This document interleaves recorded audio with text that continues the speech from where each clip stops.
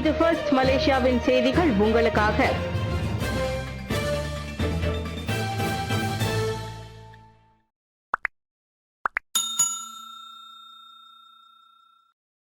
வீட்டுக்காவல் மறுப்பு Najib Razak மேல் முறையீடு. முன்னாள் பிரதமர் டத்தோஸ்ரீ நஜீப் துன் ரசாக் தனது மீதுள்ள சிறை தண்டனை வீட்டுக்காவல் அனுபவிக்க அனுமதி மறுத்த உயர்நீதிமன்ற தீர்ப்புக்கு எதிராக மேல்முறையீடு செய்துள்ளார். இந்த மேல்முறையீடு டிசம்பர் 24ஆம் தேதி அன்று தாக்கல் செய்யப்பட்டதாக அவரது சட்டத்தரணி உறுதிப்படுத்தினர்.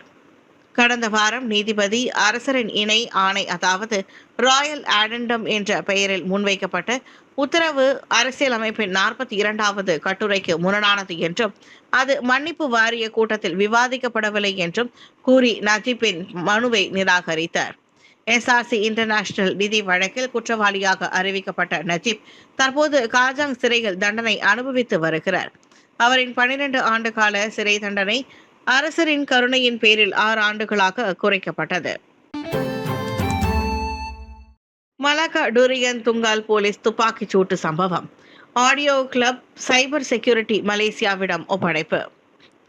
மலாக்கா டூரியான் துங்கலில் நவம்பர் 24ஆம் தேதி 3 எதிராக போலீஸ் நடத்திய துப்பாக்கிச்சூடு தாக்குதலில் தொடர்பாக ஆடியோ பதிவு தடயவியல் ஆய்வுக்காக சைபர் செக்யூரிட்டி மலேசியாவிடம் போலீஸ் ஒப்படைத்துள்ளது.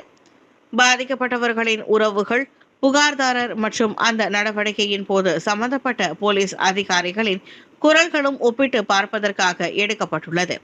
ஆய்வின் முடிவுகளுக்காக காத்திருக்கும் வேளையில் போலீஸ் அதிகாரிகள் மீதான விசாரணைகள் தொடர்ந்து நடைபெற்று வருவதாகவும் அவர்கள் தீவிர அமலாக்க பணிகளில் இருந்து நீட்டிக்கப்பட்டிருப்பதாக எம் குமார் கூறினார்.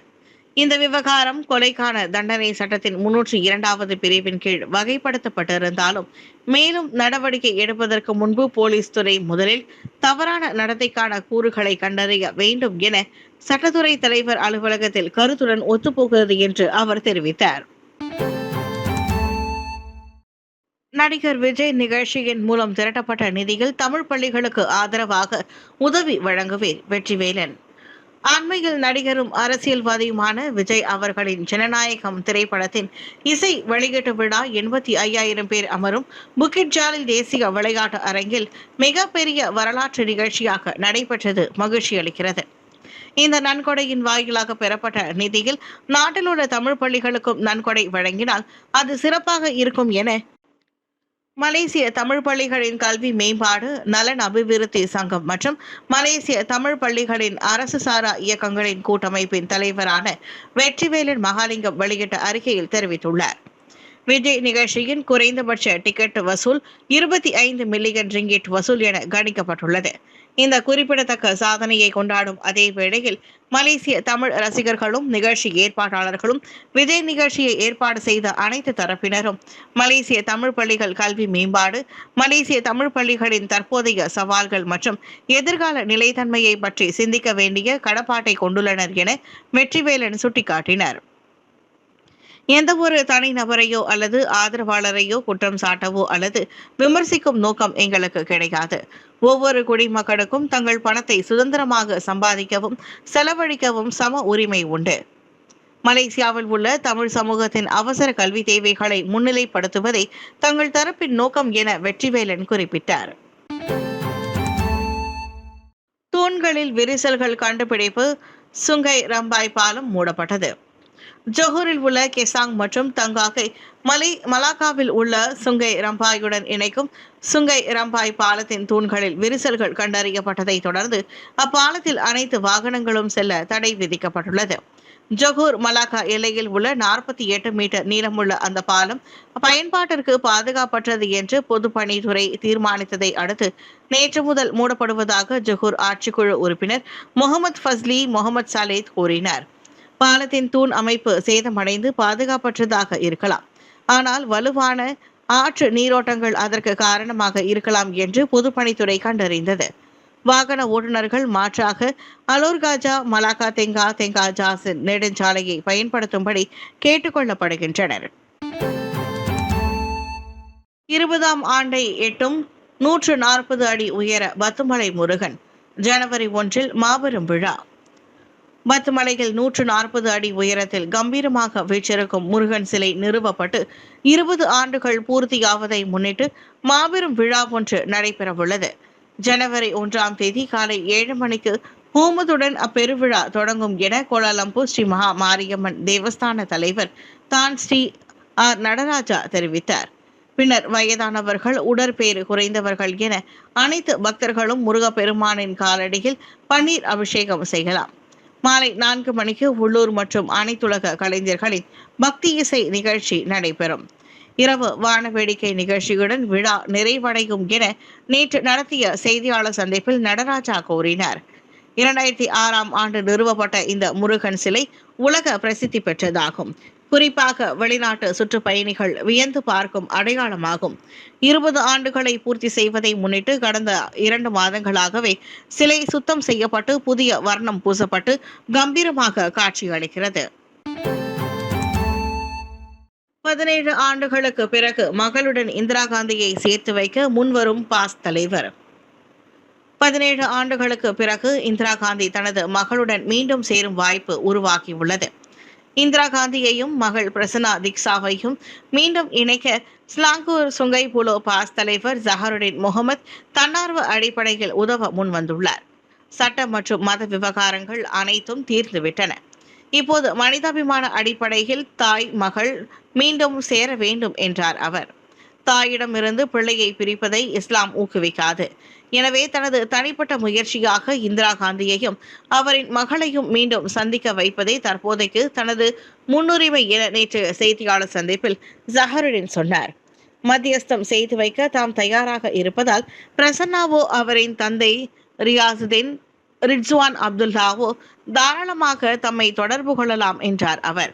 பிரசன்னா அல்லது அவரது தந்தை இருக்கும் இடம் தெரிந்தோரும் தொடர்பு கொண்டு தகவல் கொடுக்குமாறு அவர் கேட்டுக்கொண்டார். மூத்த ராணுவ அதிகாரியின் அலுவலகம் மற்றும் அதிகாரப்பூர்வ இல்லத்தில் MACC சோதனை. மலேசிய ராணுவத்தின் கொள்முதல் செயல்முறைகளில் இடம்பெற்றதாக கூறப்படும் ஊழல் குற்றச்சாட்டுகள் தொடர்பாக மூத்த ராணுவ அதிகாரி ஒருவரின் அலுவலகம் மற்றும் அதிகாரப்பூர்வ இல்லத்தில் மலேசிய ஊழல் தடுப்பு ஆணையமான MACC சோதனை நடத்தியுள்ளது. இந்த விசாரணையின் ஒரு பகுதியாக அந்த அதிகாரியும் அவரது குடும்ப உறுப்பினர்களும் வைத்திருந்த 6 வங்கி கணக்குகள் முடக்கப்பட்டுள்ளன. விசாரணையுடன் தொடர்புடைய ஆவணங்கள் மற்றும் ஆதாரங்களை கைப்பற்றுவதற்காக MACC அதிகாரிகள் சோதனை மேற்கொண்டதாக தெரிவிக்கப்பட்டுள்ளது.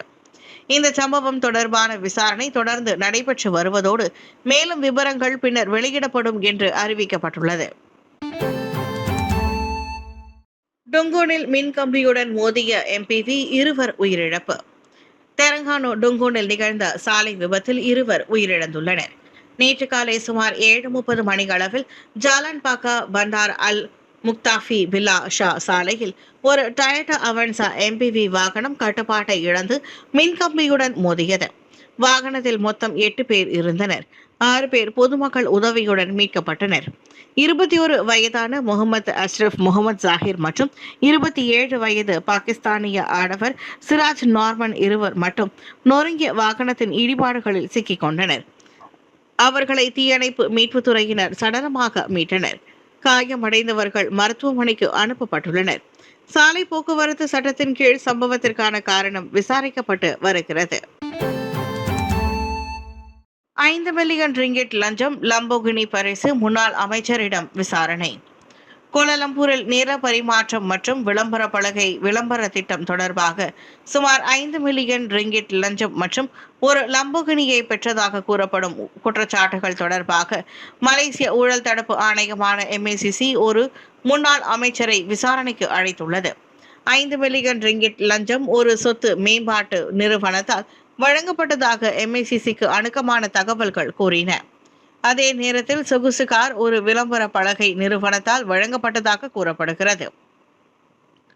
முன்னாள் அமைச்சர் புத்ரஜயாவில் உள்ள MACC தலைமையகத்திற்கு வாக்குமூலம் வழங்குவதற்கு வந்ததாகவும் சொகுசு காருக்கான பண பரிமாற்றத்திற்கான மூலத்தை கண்டறிய விசாரணைகள் தொடர்ந்து நடைபெற்று வருகின்றன. நில வழக்கை பொறுத்தவரை சூறாவ் கட்டுவதற்காக முன்னர் அரசாங்க பதிவேட்டில் வெளியிடப்பட்ட நிலங்கள் ஒரு பினாமி நிறுவனத்திற்கு மாற்றப்பட்டதாக முதற்கட்ட விசாரணைகள் தெரிய வந்துள்ளது. ஜொஹூரில் மூவரின் உயிரிழப்புக்கு காரணமான இ-ஹேலிங் ஓட்டுநர் குற்றத்தை மறுத்தார்.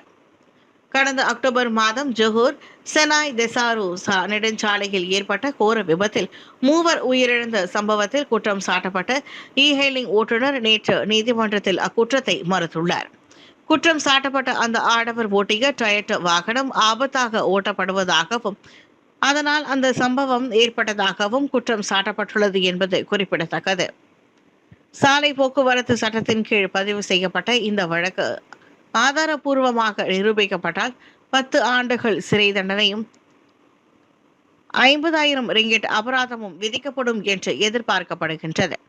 மேலும் சந்தேக நபர் மீது 4,800 சட்டவிரோத சிகரெட்டுகளை வைத்திருந்த குற்றச்சாட்டிலும் வழக்கு பதிவு செய்யப்பட்டது குறிப்பிடத்தக்கது.